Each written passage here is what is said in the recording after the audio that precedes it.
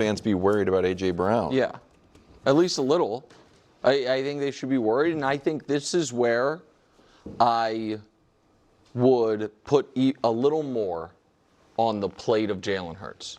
And as not only team leader, but team quarterback, which is, it is a fair commentary on Jalen Hurts, the quarterback, that his biggest weakness as a passer is that intermediate over the middle. He does, there's stylistically, he has some similarities to late stage Russell Wilson. You know what I mean? Where it's a lot of like stuff short and in the flats, and then deep passes, particularly down the sidelines. A.J. Brown excels in that area where Jalen is not great, and because of that, and because the team has been, you know, they won, 20 out of 21 or 19 out of 20, whatever it is, they've been like, well, if he's not great at it and we don't need to do it, why do it? I think Jalen needs to advocate to do some more of that and to try to bring him back in, because I do think the Philadelphia Eagles, it is more incumbent on them to make sure A.J. Brown is firmly within the fold than it is to have the absolute ideal Week 5 game plan. Because I think they are playing for another championship, and it's so hard to do so. And also, as far as their ability to win that other championship, having teams be worried about, oh, they'll throw to all quadrants, you know what I mean? We have to cover all routes, I think would help you against your best opponents down the road, because I don't think they're going to win every game the way they have the last 20. So that's what I think needs to happen, even if it seems a little unfair to Jalen, because he didn't ask for any of this. So interesting watching the press conference, and it's such consistent language. So if you have a blow up with a player on the sideline, it's because he's passionate. Yeah. And then if the guy starts saying stuff about the team, it's because he's so competitive. You know, I don't question his it's all the stuff you have to say when you're going through this. And this isn't groundbreaking where you have a receiver who wants the ball and is unhappy about it and goes public. So I would imagine that you'll go to the offense coordinator like, okay, let's get him play 2 and play 5, or A.J. Brown plays, and you just figure out something that you can get him the ball to kind of pacify him in the first script. And then ideally in the start of the second half, okay, what are a couple A.J. Brown plays that we need to put in? But Coach, they haven't done that. It's not like this is brand new. Like this popped up pretty early. It, but at this point, you know, he's last year the library book came out during the playoffs. Now we've got the tweet in week 4. So this is coming to a head a lot earlier, which we all could have predicted based off of his comments in the offseason as well. So you're gonna have to identify a couple A.J. Brown plays, and the rest of the offense will all kind of roll their eyes because they know what it is. And it's not that anybody disagrees how talented he is, but when you're putting together a game plan, you're ideally trying to beat whatever the coverage is, and you're trying to get to the best play. And then when you start having to accommodate for personalities, it can be a little bit disruptive. And when you're 4-0, the last thing you want is something that's disruptive. Yeah, no, I agree with it. And I think, Nick, I agree with you on your assessment of Hurts. But when they need it, they can go in the intermediate. It's really weird. I totally agree that the offensive coordinator should open up the playbook a little more. But as far as A.J., he had 9 targets last week. How many were catchable, though, bro? Well, he wasn't open. Like, in the second half, pretty much none of them. Yes. Because he was covered. But that, like, Josh Allen is a prime example. When Stephon Diggs left, who was his best receiver, he got better because he wasn't preoccupied with, I got to get Steph the ball. And I'm not saying Dak was that way with CeeDee Lamb, but we just saw this weekend against Green Bay, when Dak doesn't have his best receiver and he has a phenomenal game because he's probably just going to whoever the open guy is. A lot of times it was Pickens, but I just think you don't want your quarterback totally like feeling like I've got to get this guy the ball. And it's very disruptive. Can I push back on that though? Because if this feels different than, it's not like Devontae's and Dallas Goedert are having huge years. And AJ's frustrated because the passing offense is working. He's just getting iced out. They're not throwing much. There have been, there's 256 offensive halves of football played this year through 4 weeks. The 256th most productive and the 255th most productive are from a passing offensive this season, were the Eagles' first half 2 weeks ago and the Eagles' second half last week. This is a weird thing where, yes, they are winning, but the part of the offense that A.J. Brown is involved in is not working to a way the Titans are working. You know what I mean? Like that. Yeah, because the Titans are better. That just disproves your point completely. I remember Nick had a whole fit last season about saying how the Chiefs are this great team and yet their margin of victory was one of the lowest, okay? Throughout all the games. The whole point differential. And he said, "This is evidence that it's actually an overblown statistic." Maybe it's an overblown statistic that the Tennessee Titans have a better passing game than what the Philadelphia Eagles have. Based off of checks, notes, stats, I guess. Jalen Hurts is actually really struggling. He's actually not that good of a throw-over ball for this and that and that. Guys, how many times do we have to keep going over this? And I knew we were going to have to do it, but it still drives me crazy. And we're gonna dive into this. But I gotta ask Philadelphia Eagles fans, you gotta subscribe to this channel. You gotta watch the full length of the video. It is the best way to help support the growth of this channel. We're about to cross 60,000 subscribers. I am trying to get to 100,000. I want to make moves. I want to be able to reach out to these teams. I want to be able to interview them. I want to be able to interview players and coaches. And we can do it. We can build something so special here. But it is we, not me. You all hold all the power. You all hold all the power. So please watch the full length of the videos. Please subscribe. Let's build something that is fully rooted in this sports talk world. And I really believe we can do it. But now let's get back into this. So I read a comment yesterday and it was so great. They said, imagine being a Jalen Hurts hater and having to wait over 20 games for him to lose. And it's just so true. It's just so true. We're now going to say that this is on Jalen Hurts right now. The quarterback who's been managing this offense to victory after victory after victory after victory after victory, okay? Who's making huge plays, huge throws in gotta-have-it moments since last season. Since last season. Jalen Hurts' win streak right now is one of the greatest win streaks in the history of the NFL. Do you remember last year when Nick Wright was going nuts about the most wins and the win streak that they're on, and he was doing all the math and doing all of this since December, and he was going all crazy? The Philadelphia Eagles with Jalen Hurts are on a significantly better win streak than whatever the heck Nick Wright was trying to cook. So it's just, and you think that it's on Jalen Hurts right now. Do you know how insane that is? And again, I've said it. They do need to do a better job of getting the ball to an A.J. Brown. And you say, well, it's not like Dallas Goedert's cooking, and it's not like Devontae. Do you hear them complaining? Do you hear them complaining? No. No, you do not. This is A.J. Brown being A.J. Brown.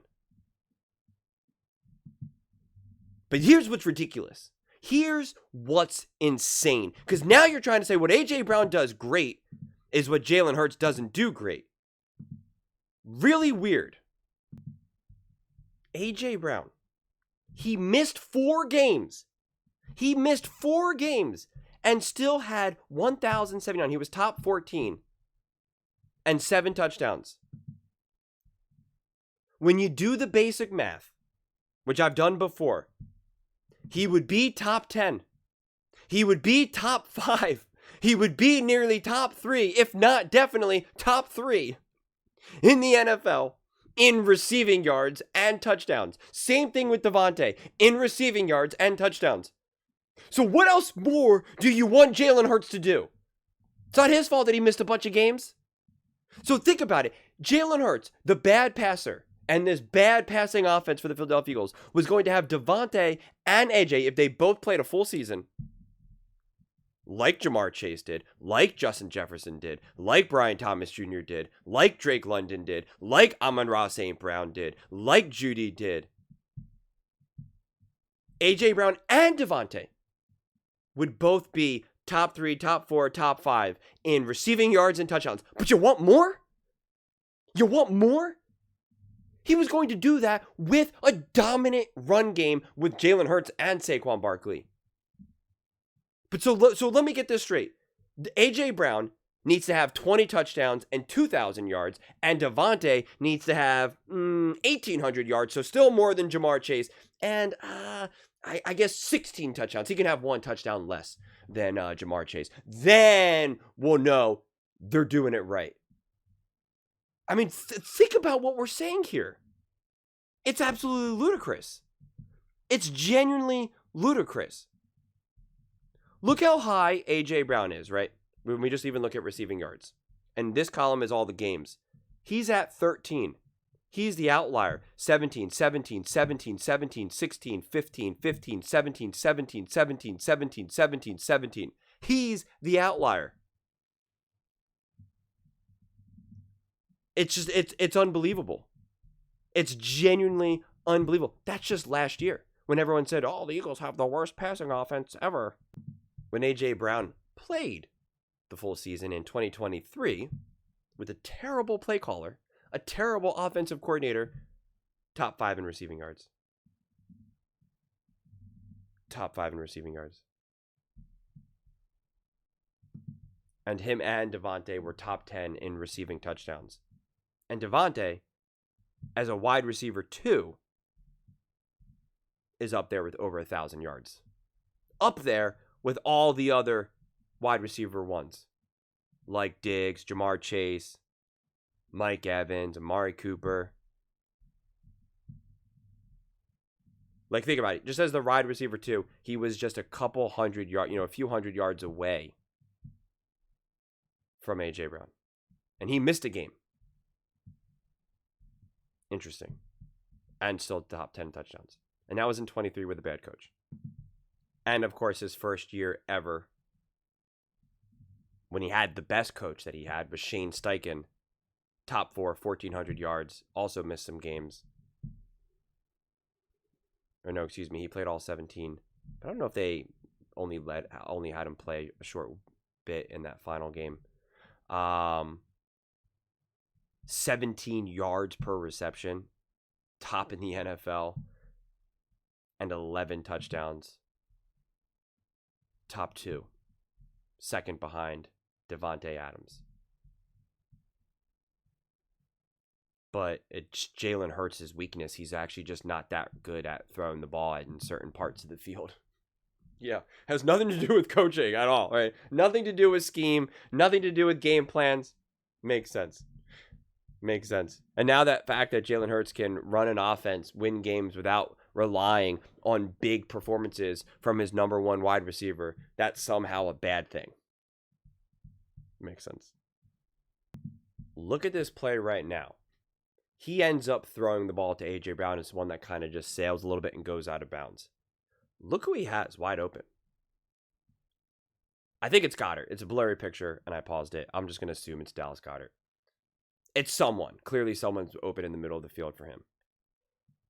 But this is what happens when you feel the pressure and you feel the need. I got to get it to AJ. I got to get it to AJ.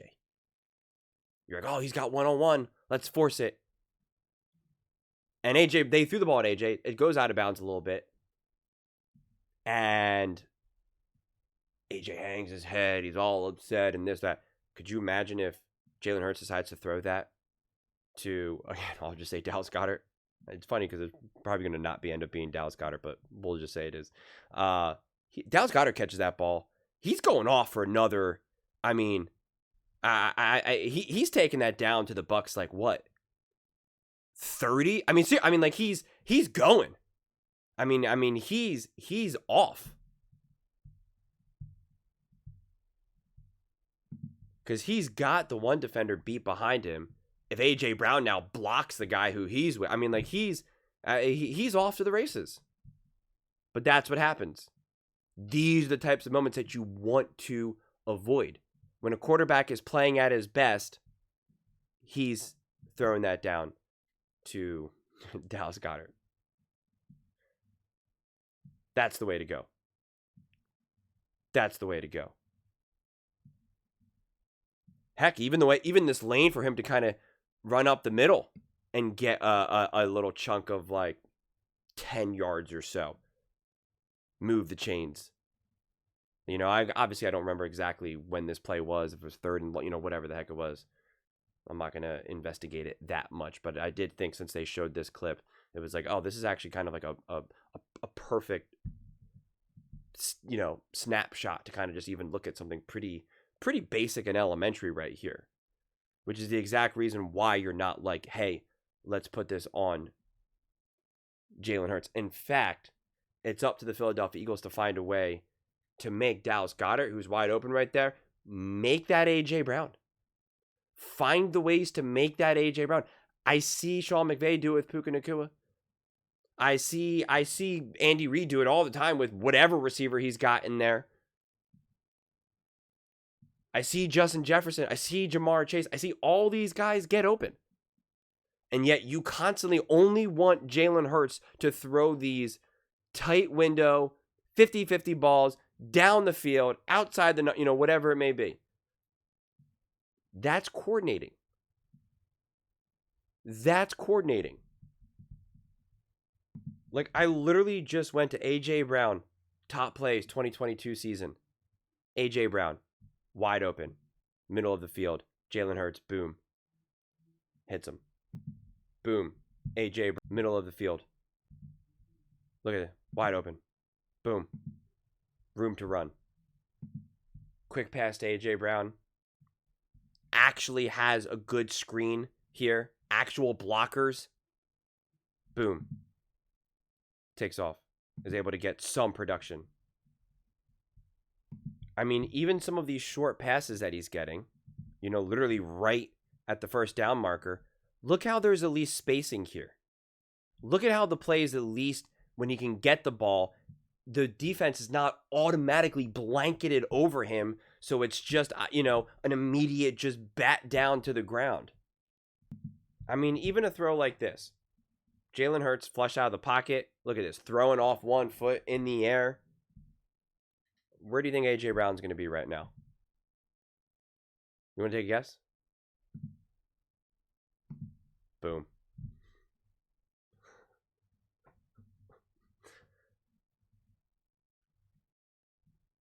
This is coaching. This isn't Jalen Hurts' inability to find A.J. Brown. This isn't his inability to struggle with certain types of throws. This is, are you open or are you not? Yes or no? Even a throw like this, which is another quick throw. This is a schemed throw. Like, this is a throw that he knows, I'm going to A.J. Brown. So it's going to be a tight window throw, but it's still setting A.J. up for success in a way that we're not seeing now. I mean, this is just, right, this is the stereotypical hike throw, hike throw, hike throw. Hike, throw, boom, A.J. Brown. I mean, Jalen Hurts obviously can hit these throws, as he's proven again and again and again. I mean, look how wide open A.J. Brown is here. I mean, look at this. This is what coaching does. I mean, look at where A.J. Brown, this will be the last highlight that I show you. But, like, they're 2nd and 19 here. This is where A.J. Brown gets the ball. This is the ability where he's be able to get open in space because of the play. Jalen Hurts looking for him, waiting for him. Boom. So even little things like this, even shorter, smaller plays that aren't just like, well, oh my gosh, look at that. Just even little things like this you're still able to, one, make it easier for Jalen Hurts, and two, make it easier for A.J. Brown, and three, that even when it's not a big 25-yard, 50-50 ball, oh, wow, that was spectacular. Oh, he breaks a tackle, runs another 10, 15 yards. Even little things like this that are easy for, it's not exactly when we say pitch and catch, but, it's a cousin of a pitch and catch. It's still in a way where it's like, and I don't know if he breaks a tackle here. I paused it too soon. But even if he doesn't, it's still a way where he's able to get a catch and get productive yards.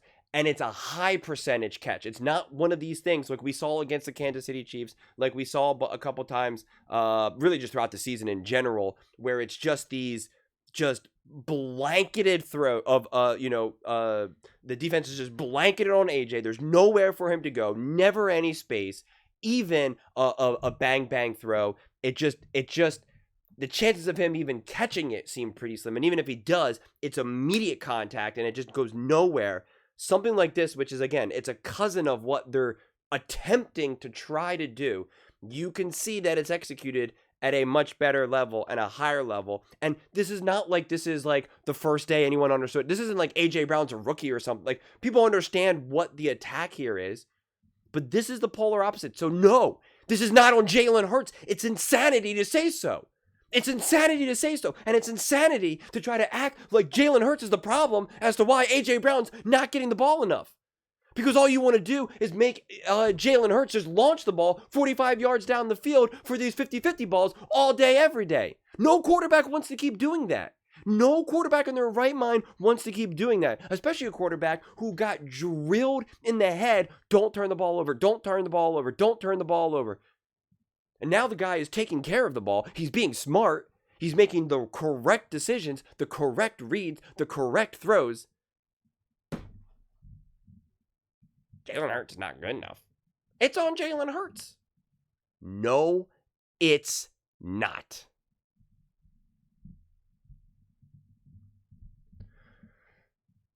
Those are just my thoughts. I'd absolutely love to hear yours. What do you guys all think about A.J. Brown, Jalen Hurts, and the issues that they're having? And Jalen Hurts just struggles to get A.J. Brown the ball. Let me know in the comments below. I read every single comment. So whether you agree with me or disagree with me, either way, let's get in some discussions. Let's get in some fights. But ultimately, let's just have some fun.